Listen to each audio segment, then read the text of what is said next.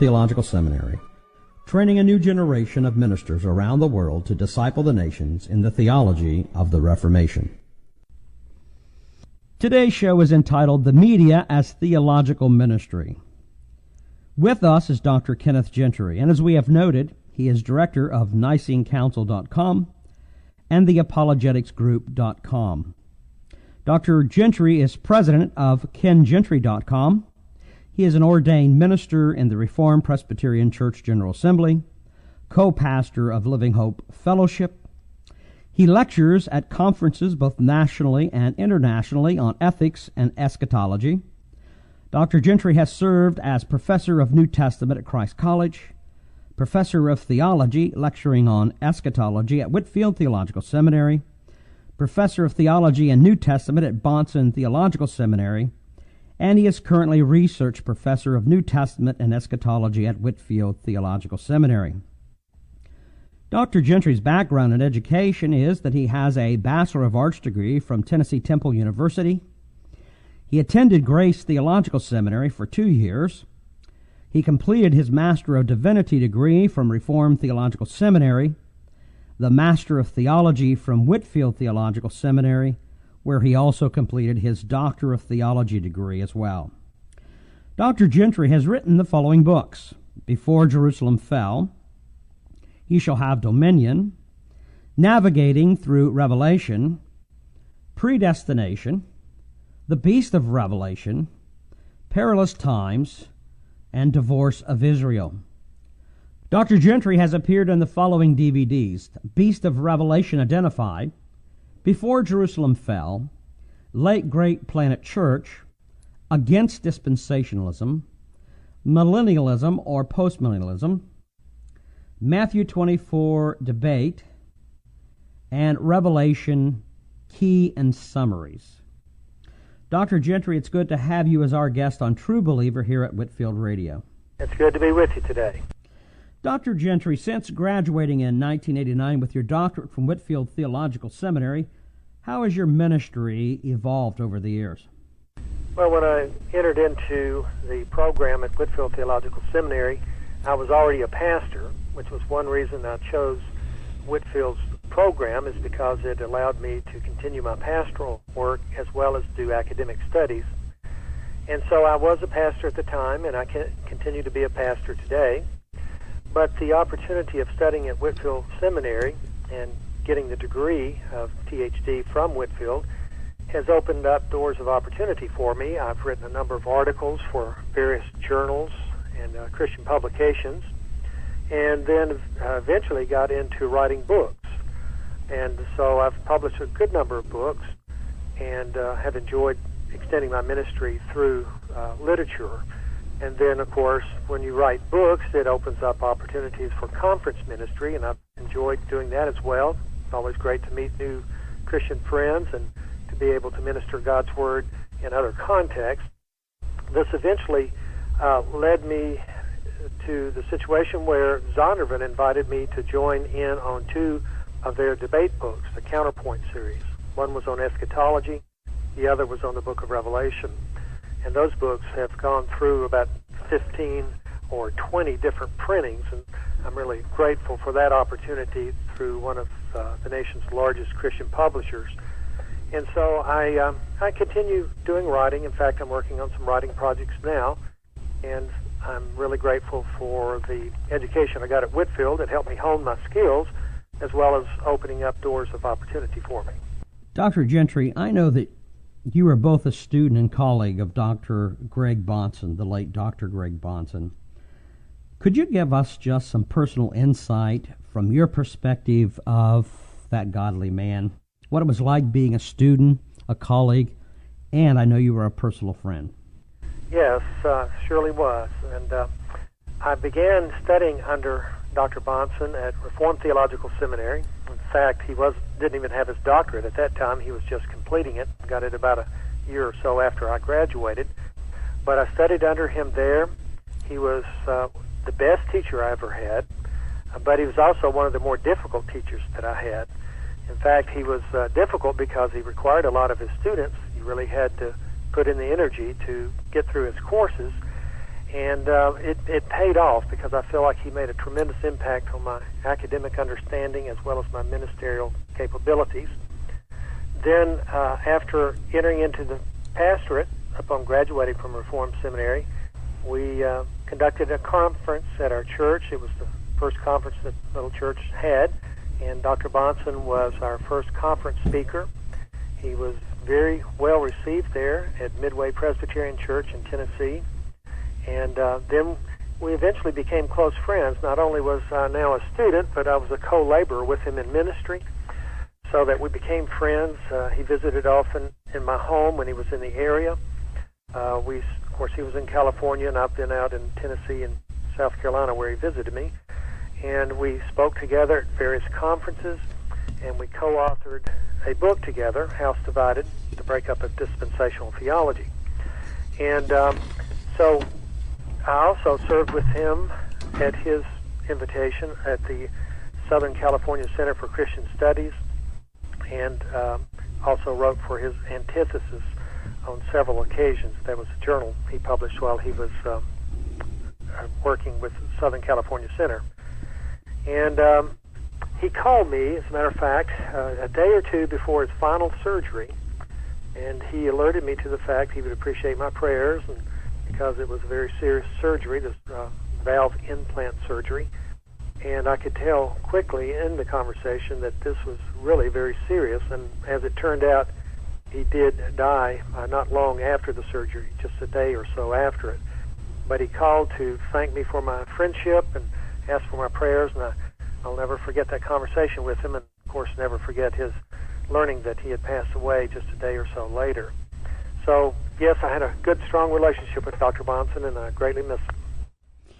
We'll return with Dr. Kenneth Gentry of Nicene Council Apologetics Group just after this break.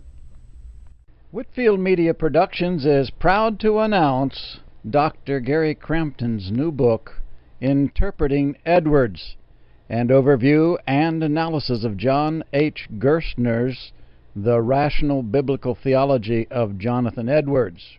Here's what Dr. Kenneth Gary Talbot says about this publication. In this new work, Dr. Gary Crampton has once again turned our attention to the writings of Jonathan Edwards, interacting with Dr. John Gerstner's The Rational Biblical Theology of Jonathan Edwards, which is, according to Dr. Crampton, the most thorough study of the theology of Jonathan Edwards yet published.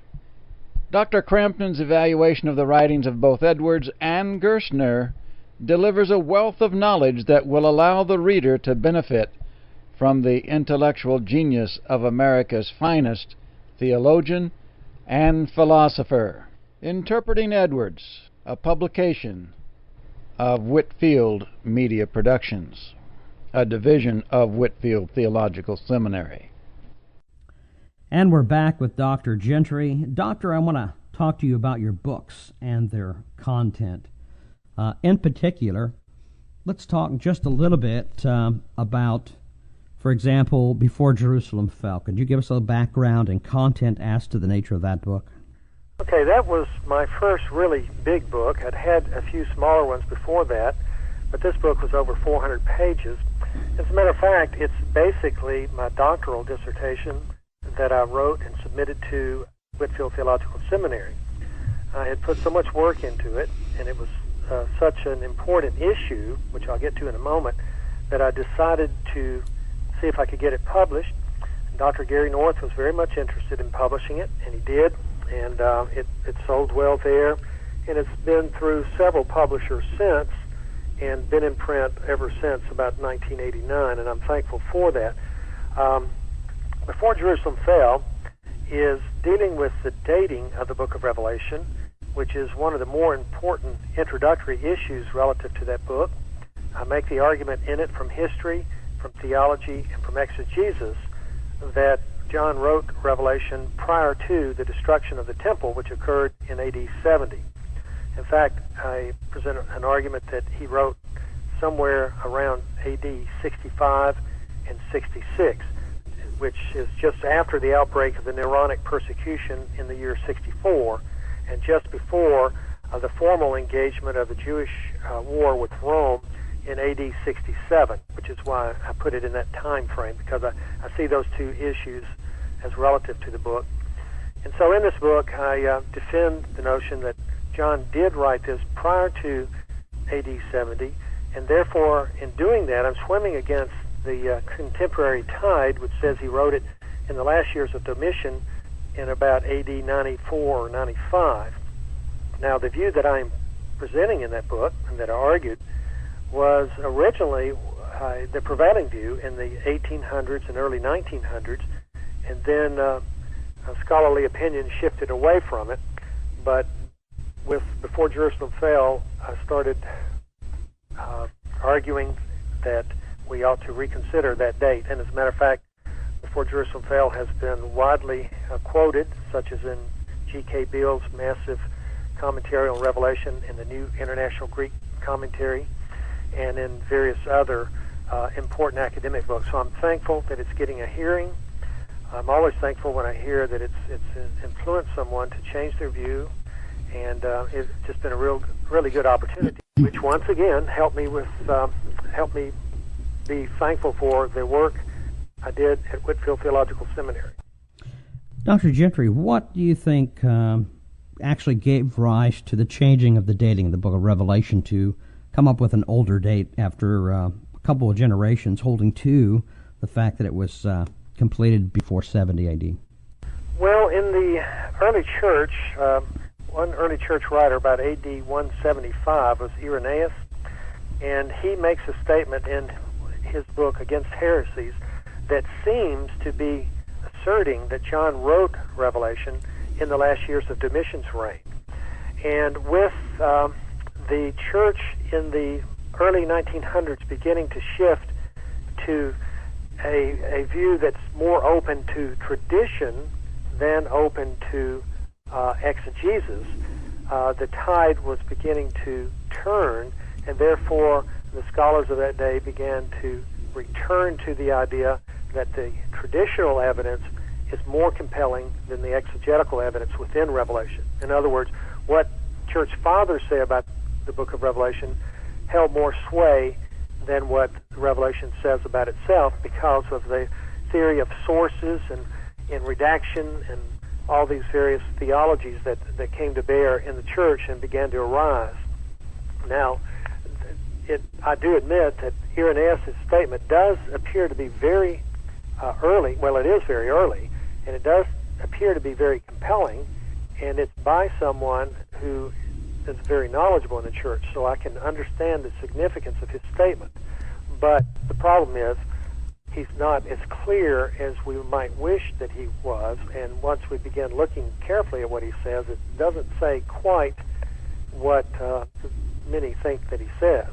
But anyway, Before Jerusalem Fell does argue that point, and it's beginning to have a little bit of an influence in turning the tide. In fact, there have been a couple of books recently, commentaries.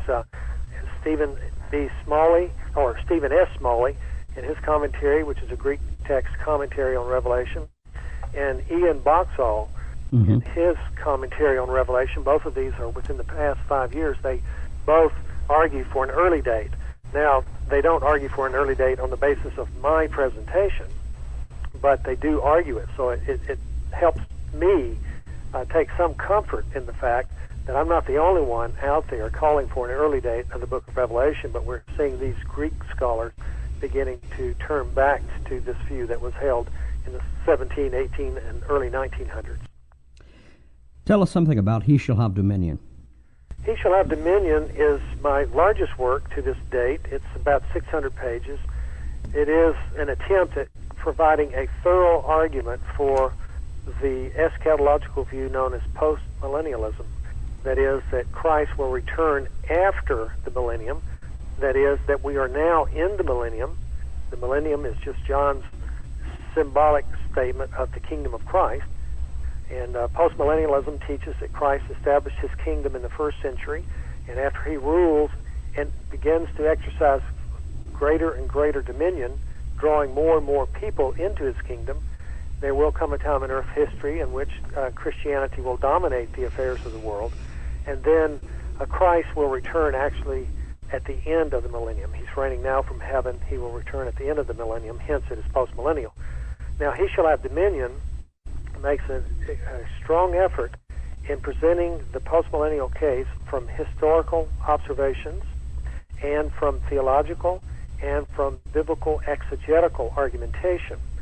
And I have even 3 chapters in there that are dealing with objections to postmillennialism. So I'm trying not only to present the case for postmillennialism, but to defend it against the most common objections to it. So it tends to be a very thorough, and probably is the largest book in defense of postmillennialism that's current in the market today. And how does this view differ from what we would call historic and classical postmillennial thinking? One issue that has changed in the modern argument for postmillennialism is that, for instance, in the Puritan postmillennialism, they held that the millennium of Revelation chapter 20 was still future to our time, and that the millennium would actually begin with the conversion of the Jews, and it's at that point in time and afterwards that the reign of Christ comes to full dominant expression in the affairs of men, so that they say that, yes, Christ will return after the millennium, but we're not in it yet. Whereas contemporary postmillennialists, such as me, Gary DeMar, Keith Matheson, and many others, associate that statement of John in Revelation 20 with the whole idea of the kingdom of Christ, which was established in the first century. So we say that John's statement in Revelation 20 is simply John's peculiar way of presenting the kingdom of Christ in his very peculiar book with the 7-headed beasts and things of that sort. So the major difference is, when is the millennium? The old line Puritan view is that the millennium begins with the conversion of the Jews in our future, and the current prevailing view says that no, the millennium begins when Christ establishes the kingdom in the first century. The Jews will ultimately be converted, but that's just a further progress of the kingdom, not the actual beginning of the millennium. You've written a book called Navigating Through Revelation. What's that about, Dr. Gentry? Well, I've been working for several years now on a massive commentary on the book of Revelation. It's probably going to be 3 volumes in length, or at least 2 very fat volumes. And in the meantime, I've gotten so many small excurses there, side studies that will be embedded in the larger commentary, that I thought it might be a good idea to kind of whet the appetite of those who are interested by publishing just a few of those excurses, those major studies within the book of Revelation. So Navigating the book of Revelation gives some insights into some of the angles I take in exegeting the book of Revelation, some of the new insights that I feel like I've discovered in it. And so I thought, well, there are people who have been supporting me in this venture. Maybe they'd like to see the fruit of their work in published form, and then also this would be a good promo for the fuller commentary. And so that's what Navigating the book of Revelation is all about. Let me stick within the context of eschatology. You wrote a book called Beast of Revelation. Uh-huh. Okay. What was that book about? Revelation grew out of my doctoral dissertation and the book Before Jerusalem Fell. Basically, the book, The Beast of Revelation, makes the argument that the beast, the 7-headed beast in the book of Revelation, is Rome, and that particularly the beast who has the number 666 is Nero Caesar. So that this ties the events of Revelation to the first century. If it's Nero Caesar and the Roman Empire that we're dealing with first century events. So the Beast of Revelation does make the argument that that beast, the first beast, the beast from the sea, is Nero Caesar. Mm-hmm. And you have one called Perilous Times? Yes, in Perilous Times, I engage in several eschatological questions. There are several texts that have been of great interest to the student of Scripture, as well as great debate among scholars as to the meaning of the verses. And I deal with Daniel chapter 9, Daniel's 70 weeks, I deal with Matthew 24 in the Olivet Discourse, which involves the Great Tribulation and the abomination of desolation. Then I deal with 2 Thessalonians 2, Paul's man of sin. And then I deal with Revelation 13, which is the beast of Revelation, and Revelation chapter 17, which is the great harlot. So this book has just a few chapters covering in good substance, I believe, these big issues regarding Daniel's 70 weeks, the Olivet Discourse, the man of sin, the beast, and the harlot. So those are big eschatological issues, and I deal with those pretty carefully for a small work. And you have one called The Divorce of Israel. That's the one I'm actually working on now. Okay. And I hope to be finishing that this year, and that's the title to my commentary on the book of Revelation, because of what I believe the theme of Revelation is about. So I'm still in the process of that one. Okay. And then you just written one not too long ago released on predestination. Could you tell us a little bit what it's about, and what was the motive for writing about predestination when we have so many books today out there on the subject itself? Well, this is a part of a series that we're doing at NiceneCouncil.com. Jerry Johnson, the president of NiceneCouncil.com, got an idea that I thought was really a flash of genius when he said, let's do a series called Made Easy series. And so what we're doing is summarizing in very clear format, but with good argumentation, some key issues that are being debated in the church. And of course, one of the issues that has divided Christians over the years is the doctrine of predestination. It is a very difficult doctrine. It's a very perplexing doctrine. It's one that really rankles people. And so we thought it might be good to put out a little 120 or 130 page summary of the argument for predestination. Now, of course, the classic work on this is by Lorraine Bettner, the Reformed Doctrine of Predestination, which is probably 400 or more pages long. But this, what we try to do is to get it down for the average Christian in the pew, giving enough information that he will see that it is biblical, and then answering objections so that he'll understand that the objections can be answered and that the doctrine of predestination is indeed biblical. Excellent. Dr. Gentry, during your 28 years of ministry, how many churches now have you pastored? I've pastored 3 or 4. I began in Tennessee, in Jonesboro, Tennessee, Midway Presbyterian Church. I was there for 5 years. And then at Reedy River Presbyterian, I was there for 16 years, and those were in the PCA. And then for 4 years, I pastored in California in the church, as a matter of fact, that Dr. Bonson established and where he pastored until he died. And then I've moved back south again from California, and I currently am pastoring Living Hope Fellowship, where I've been for almost 2 years, and it's a church that is an affiliate with the Reformed Presbyterian Church General Assembly. We hope one day to be able to make a full and final commitment to be a full member of the RPCGA, but currently our elders are grateful for the affiliate relationship with the RPCGA. And how is that mission work going? It's going really well. We started with about 20 folks, and we've got 40 right now, as a matter of fact. We just had 2 join last Sunday and 2 the preceding Sunday. And so we're making slow but sure progress. I work there part-time. It's not like I'm able to give full-time effort to it. I would love to do that, but I work several jobs, as you noted at the beginning of this interview. And so, but the Lord is blessing. We're very thankful for a good-hearted bunch of people who are eager to learn God's Word. Could you tell us something about the various conferences that you've been holding, both here in the United States and, of course, internationally? I know you had some conferences in South Africa and Australia. Okay. How did those conferences go, and what happens at a Ken Gentry conference? Well, the biggest conference I ever spoke at was the Ligonier Conference in 1999, where there were 4,000 attendees, and it was on eschatology. And because of my writing in the field of eschatology, most of the time when I'm invited out to speak, it's on doctrine of eschatology. Although I do speak sometimes on creation, sometimes on on God's law and some other issues. I'm not entirely locked into eschatology. It just seems to be what people have a great interest in, and therefore there's a market for it. Last year in September, October, I went to Australia for a conference. I was there about 19 days.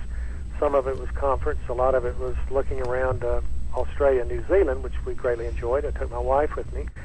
That was a conference that was on the book of Revelation. They were very eager to hear, and they very much enjoyed it and appreciated it. I got very good reviews back from folks, and really have developed friendships with the folks down in Australia, and they say they'd like to have me back again sometime. Most of the conferences I've spoken at have been either in the South, Northeast, or on the West Coast, although I've got an opportunity that's just arisen, and I'll be going soon, probably committing to taking a conference in Kentucky pretty soon, and there's some more that are percolating, and I don't want to mention them before I'm committed to them, because if it fell through or something, that would confuse. I do have another opportunity or two to speak in outside of the U.S., and I'm looking forward to that if those things work together, so I hope they will. I've spoken at a little more than 60 conferences in my 20 or 30 years of conference ministry. Excellent. And how do you see people around the world, beyond the United States, how do you see people receiving the postmillennial dominion cultural mandate that you are teaching? Well, you know, it's interesting. I was at the American Vision Conference this past week, and I spoke with some gentlemen from Bulgaria, and he mentioned, he came up to me and mentioned that my book, He Shall Have Dominion, had a tremendous impact on his Christian orientation. He was already a Christian, but he read that and says, now there's hope. And he's been doing a really good work in Bulgaria, and I get emails, even letters from people in various parts of the world. It's not like all 6.5 billion people in the world are writing to me, but there's a growing number of folks writing and expressing appreciation. And some of my books are being translated, for instance, into Portuguese and into Spanish, and are circulating in Brazil and in Mexico and in other places. So I'm thankful for those opportunities, and I see the postmillennial hope arising on various continents among various types of Christians. In other words, it's not always just Reformed and Presbyterian. For instance, I've got a conference soon that I'll be going to that's the Southern Baptist Church. So I'm very thankful for the Lord opening these doors of opportunity, and thankful for the Spirit moving in such a way that a wider expanse of Christians are getting involved in the hope that is postmillennialism. You've been involved in some debates also. What was the context and subject matter in those debates? All right. Well, let me mention first off, I don't consider myself a debater. I'm a little too timid for that, but I have been involved in several debates. To me, debates take too long a time to get prepared for, and then I've noticed that very often people come in there with their views already settled, and so you don't really make much progress. So I'm not a real enthusiast for me debating. But some debates I've been in were a formal public debate with Dr. Thomas Ice in 2002. We were debating on the Olivet Discourse and whether Jesus is prophesying the destruction of the temple in the year 70, which I believe, or whether he's talking about the Great Tribulation off in the future, just before the Lord returns to the earth to establish the millennium, which Dr. Ice believed. We had a good discussion on it. And then I debated Dr. Richard Gaffin in 2003. Dr. Gaffin is an amillennial scholar and a very gracious gentleman. I enjoyed meeting him and getting to know him. In fact, I've spoken at a conference since then where we spoke together on eschatology rather than debating one another. And so that was an interesting conference. And then the last really formal public debate I had was with Dr. Robert Rayburn in 2004 regarding the question of paedo communion. Now, I've had a lot of radio interview debates where I'm with some other person on the other end of the line. It's not formal. It's, how radio Yes. Debates can go, it's a little over-talking each other sometimes, but on issues such as tongue speaking and alcohol and eschatology and God's law and some other issues like that. But for formal public structured debates, really I've only had 3, but have had a lot of debates that were less structured and yet considered debates. Our guest is Dr. Kenneth Gentry of Nicene Council Apologetics Group, and we'll continue our show after this break. Parents, are you looking for a college to send your children to in the near future?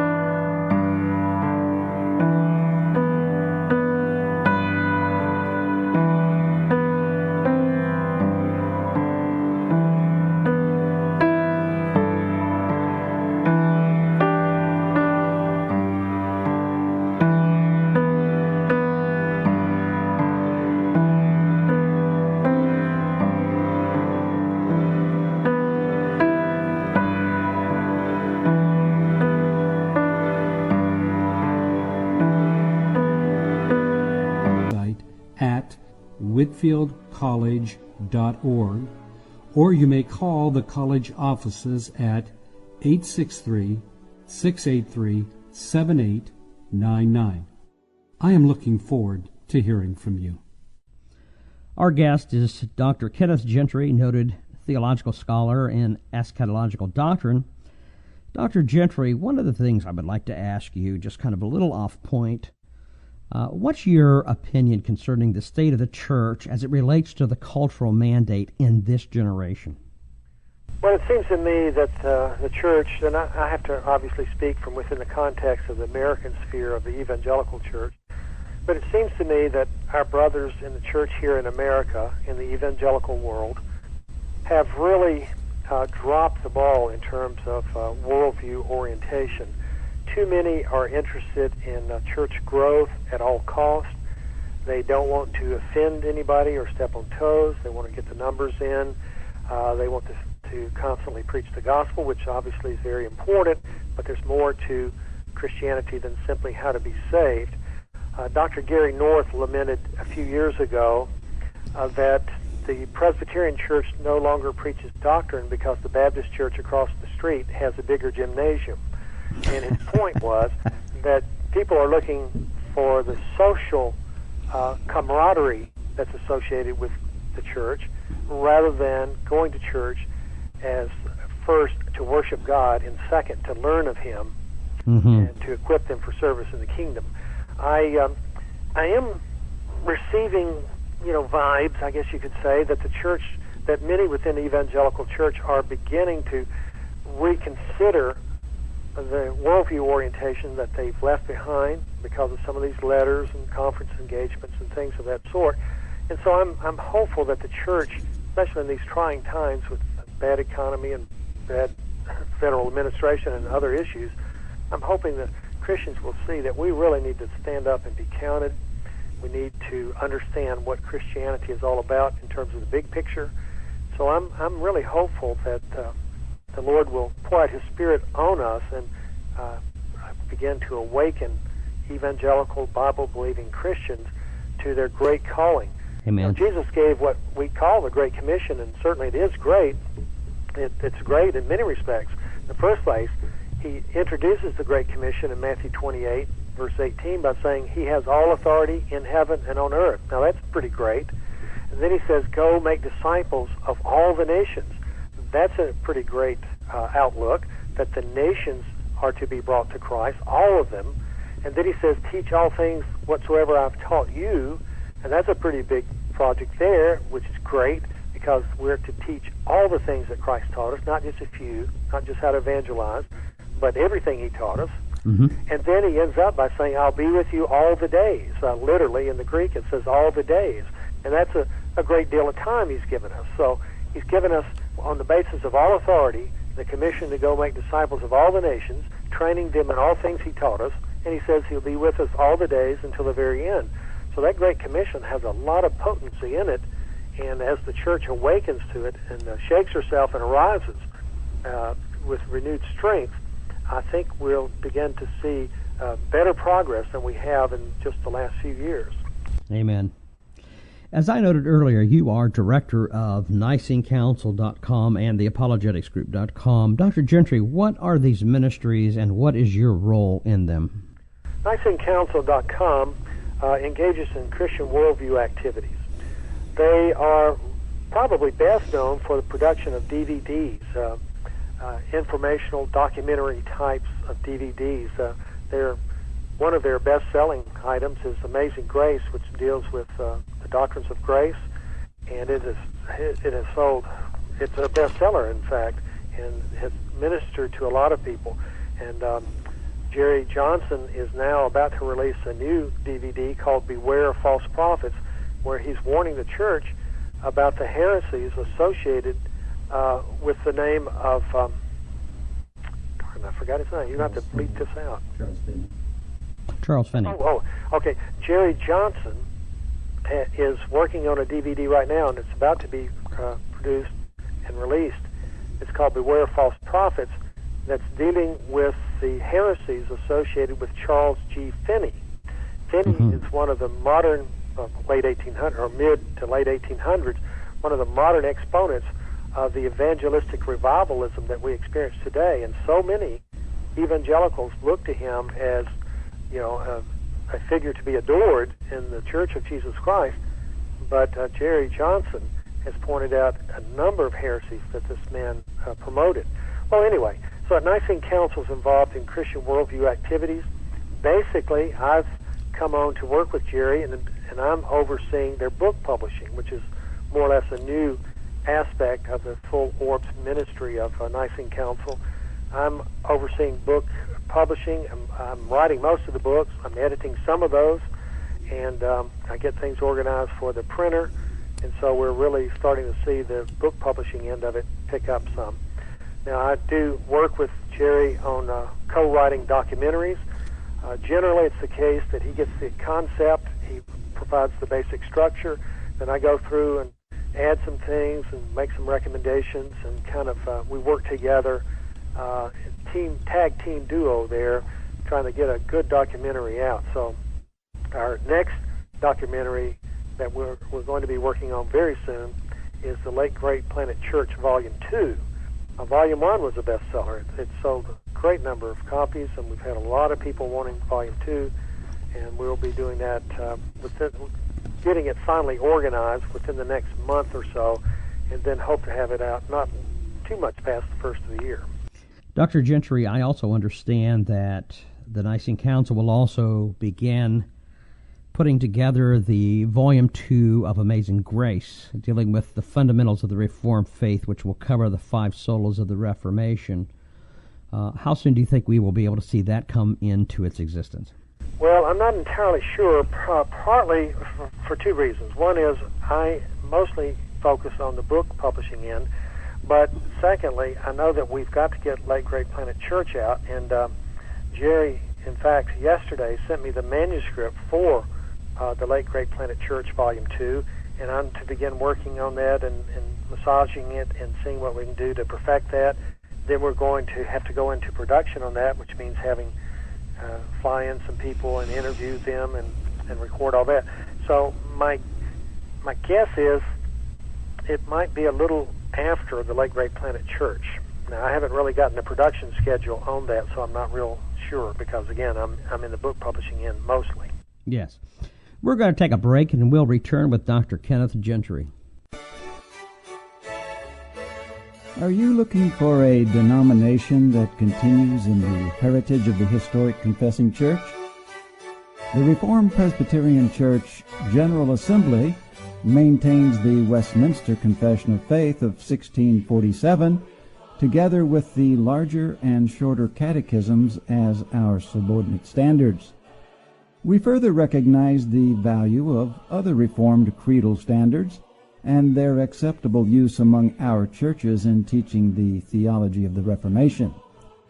We're also unique as a denomination in that we embrace the doctrine of biblical inerrancy, maintain a literal 24-hour, 6 consecutive day creationist view of Genesis, reject the modern-day Erastian teaching of church incorporation, practice male head of household voting, encourage family-integrated church practices, require an educated eldership, adhere to a two-office view of the church, Southern Presbyterian, while maintaining a threefold function of the eldership: preaching, teaching, and governing, and promote and support the training of our children in Christian educational institutions, especially in the homeschooling method.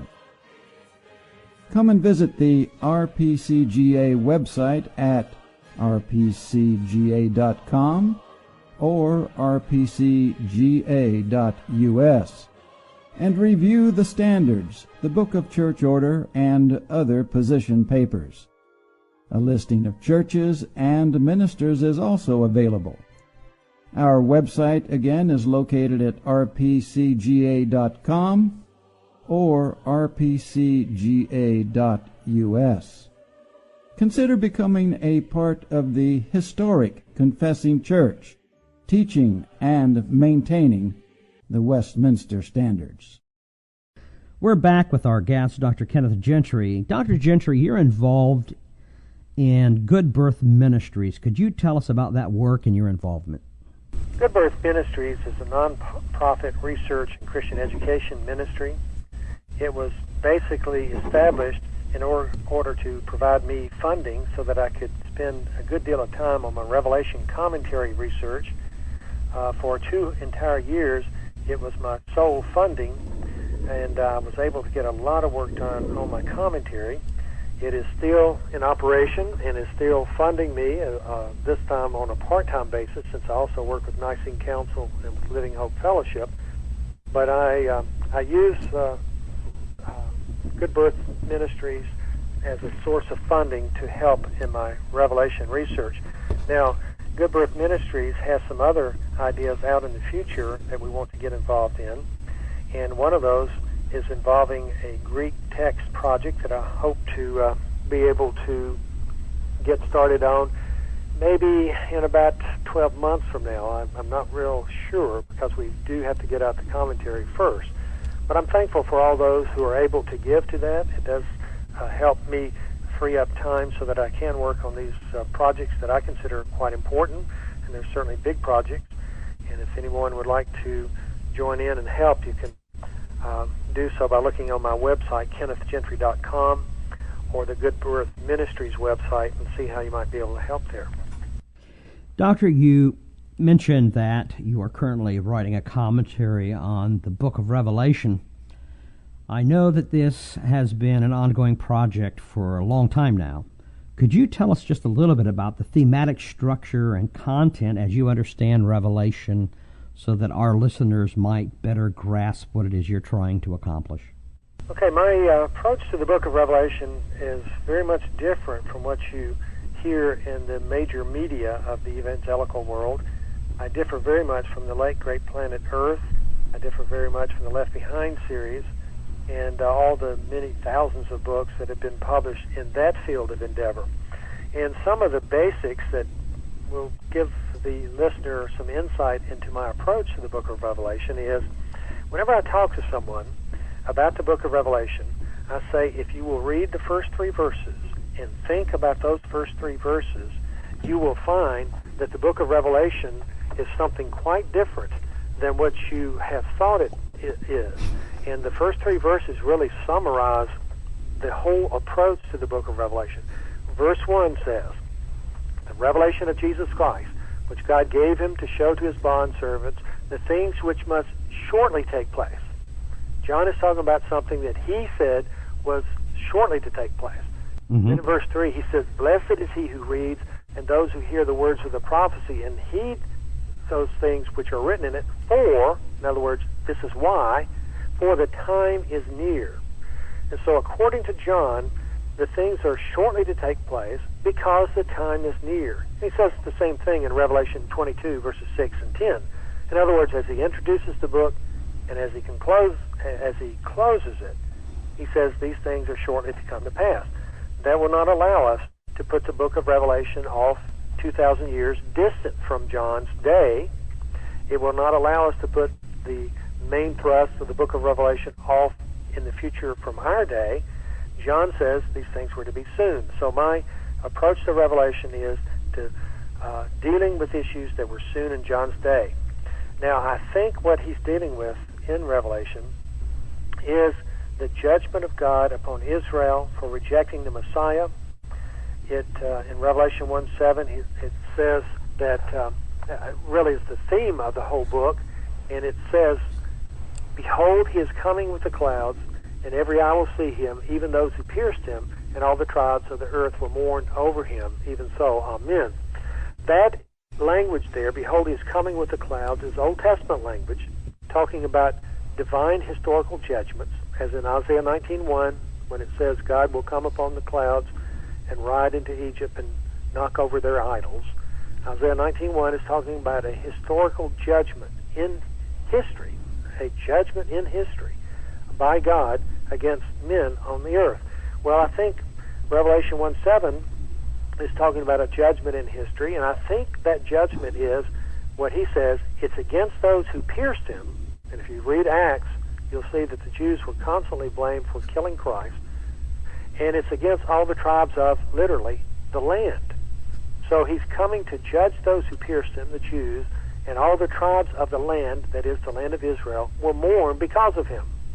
So my understanding of the book of Revelation is that it is dealing with God's judgment through Christ upon Israel, first century Israel, for rejecting the Messiah.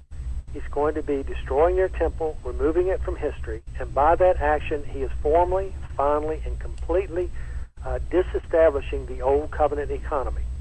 Now, it was legally disestablished at the cross when Christ died and the temple veil was rent in two, but of course, as we read Acts, we find that Paul and other disciples and apostles went into the temple and engaged in some respects in temple worship. So by the year 70, we have a final, complete cessation of the Old Covenant so that no one can go to a temple anymore and offer up Old Covenant-type worship to God. So AD 70 is the conclusion of the Old Covenant economy and the final episode beginning the New Covenant economy. And so in the book of Revelation, it's interesting that it focuses on the Old Testament more than any other book in the New Testament. It alludes to more passages than any other book. It is filled with Jewish imagery, and its grammar, its syntax, its language is more Hebraic than any book in the New Testament. In fact, some major commentators such as R.H. Charles and David E. Ahn have had to develop a Greek grammar to go along with the book of Revelation because it is so Hebraic. And that fits perfectly with what I believe the book is doing. It's dealing with God's judgment upon Israel. John is taking upon himself the Old Testament prophet mantle. He's picked up the mantle of the Old Testament prophet, and he's challenging Israel, just like John the Baptist did in Matthew 3 and Mark 1 and other texts. And what I believe is going on there, if you follow the flow of Revelation, the main drift of it begins in chapter 4, where John is caught up into heaven and he sees God on the throne. God is there on his judicial throne. Mm-hmm. Chapter 5, he has a seven-sealed scroll that Jesus takes from his hand and begins opening. Well, I believe that's God's divorce decree against Israel. And then in chapter 6 through 19, with some interruptions and corollary studies, he's dealing with the capital punishment of the great harlot, which is Israel. It's Jerusalem. He's dealing with the capital punishment of Jerusalem, who is presented in the book as a great harlot. And then once God disposes of his Old Testament wife, who has become a harlot, in chapters 20 through 22, we see the coming of the new creation and a new bride, which is the church. So I've titled my commentary, The Divorce of Israel. It is dealing with God's putting aside Israel in divorce because she has not been faithful to him as a wife should be, and his taking of a new wife, the Church of Jesus Christ. Dr. Gentry, in your system, we know that you use the term preterism, and as it relates to 70 A.D., could you be a little more specific about what is preterism so our people understand? All right. Preterism is a view that preterism, the word itself, is based on a Latin word, preteritus, which means passed by. So the preterist viewpoint is the opposite of the futurist viewpoint. The futurist tells us that the events of the book of Revelation are off in our future. The preterist approach says, no, they're not off in our future, they're in our past. And preterism is an exegetical tool for understanding certain passages in the New Testament that speak of near-term events. Now, there are those who try to expand the preterist principle in areas where Scripture is not even speaking of such issues. But as a matter of fact, there are many texts in the New Testament that tell us that these things shall happen while in this generation shortly come to pass. The time is near. Some of you standing here shall not taste of death until. Those kind of references deal with enormous issues that are about to break forth in the first century experience of God's people, and they are in our past, and therefore they're to be understood preteristically. Unfortunately, dispensationalism today tends to take those passages, despite those near-term qualifications, and project them off into our future. The whole Left Behind series is based upon misappropriating scriptures from Jesus in Matthew 24 and John in Revelation, the whole book of Revelation. And so preterism is an exegetical tool. It's not a theology. Those who take it as a theology are developing an alien theological approach to Scripture. They're reinterpreting all of Scripture. True preterism, as historically understood, is an exegetical tool for understanding certain select passages that speak of near-term events. And it is constrained, the good Orthodox preterism is constrained by the text itself rather than letting our imaginations run riot and then impose a preterist principle upon all of the New Testament. Would it not be correct to say in eschatological thought that the evangelical Orthodox nature of what defines an acceptable millennial perspective, especially concerning end times, what you would find are at least four essential doctrines: the second coming, or what they call the second appearance of Christ, or a reappearance of Christ at the consummation of history, history itself being one aspect of that it comes to an end, that there is a resurrection both of the living and the dead, the transformation of the body, and then a final judgment. Are those not the essence of what still qualifies as a proper evangelical Orthodox system of eschatology that is acceptable within Christianity? Yes, I believe that those are four fundamentals of creedal orthodoxy that have defined the eschatology of the Orthodox Church of Jesus Christ throughout history. And once you breach even one of those points, you're getting out into heterodoxy, and there are some those who are making shipwreck of the Scriptures themselves by the preterist principle even into these areas and saying the second coming of Christ has already happened, the great judgment has already happened, that all of these events have occurred in the first century, and that we're on the earth and will be here forever and ever and ever and ever, and history will never end. Sin will never be completely and finally dealt with by God, and this is all there is. And now that's known as hyperpreterism, and it's an altogether different and alien theology. That is, by our standards, a heretical teaching. Well, yes, and it depends on who you mean by our standards. It's the standard of the historic Christian church, not just you and me, and not just Reformed Christians, but the standards of the historic Christian church that are at risk here with the hyper-preterist movement. We're going to take a break, and we will return with our guest, Dr. Kenneth Gentry. Whitfield Media Productions is proud to announce Dr. Gary Crampton's new book, Interpreting Edwards, an overview and analysis of John H. Gerstner's The Rational Biblical Theology of Jonathan Edwards. Here's what Dr. Kenneth Gary Talbot says about this publication. In this new work, Dr. Gary Crampton has once again turned our attention to the writings of Jonathan Edwards, interacting with Dr. John Gerstner's The Rational Biblical Theology of Jonathan Edwards, which is, according to Dr. Crampton, the most thorough study of the theology of Jonathan Edwards yet published. Dr. Crampton's evaluation of the writings of both Edwards and Gerstner delivers a wealth of knowledge that will allow the reader to benefit from the intellectual genius of America's finest theologian and philosopher.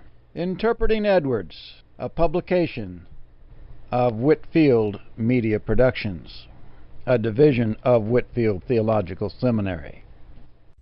We're back with Dr. Kenneth Gentry, author, lecturer, professor, pastor, and theological scholar. I want to ask you, Doctor, where can our listeners get your books and DVDs? Well, you can get everything I've produced at my KennethGentry.com website. I carry even things that nobody wants that I've written on my website. So if you're into all things Kenneth Gentry has written or spoken, then that's where you find them. Now, most of the more popular or better-selling items can be found also at NiceneCouncil.com, and of course you can find a number of other things there at NiceneCouncil.com as well. My website, KennethGentry.com, only handles my own products, and Nicene Council handles mine and other people's as well. If someone was just starting to study eschatology, the doctrine of last things or end times, what would you recommend they begin reading first, and maybe a few books thereafter? Well, I wrote He Shall Have Dominion for this express purpose, to clearly and powerfully present the whole case for postmillennialism. It's very thorough, it's very comprehensive, but it is also 600-plus pages. If someone doesn't really have the time to be able to engage the issue that thoroughly, I would highly recommend they're considering the introduction, which is called Postmillennialism Made Easy. I wrote this for that very purpose. It's more or less of a tract, as it were, a 120 or 30-page tract for postmillennialism. It goes over the main issues, and probably that would be the best way for someone to whet their appetite and get their orientation, and then later maybe get into He Shall Have Dominion. But then again, I could also highly recommend Keith Matheson's book, Postmillennialism, Gary DeMar's book, Last Days Madness. These are helpful key components of the modern eschatological debate from our perspective. And it's our hope in the future we'll be able to launch a show just on eschatology with Dr. Gentry called Last Day Madness, with various guests coming on and discussing eschatological issues. Dr. Gentry, I want to thank you for appearing on True Believer, and we look forward to having you back on our program in the near future. Well, Dr. Talbot, I appreciate the opportunity, and I wish you well in this ministry. I trust that it goes well for you. Thank you, brother. I want to thank our audience for listening to True Believer. Please let others know about this current podcast and past podcasts that are archived on our website. If possible, please either register as a member on the Whitfield Radio site or become a fan of Whitfield Radio on Facebook. Until our next show, may God bless and keep you in His love. You've been listening to Whitfield Radio. Whitfield Radio is a division of Whitfield College and Theological Seminary. Music is provided by our friend, Dr. Phil Kagi, and we encourage you to visit his website at philkeaggy.com, PHILKEAGGY.com. This is Dr. Bill Sullivan saying thank you for joining us, and check out our website for the next scheduled show. Have a blessed day.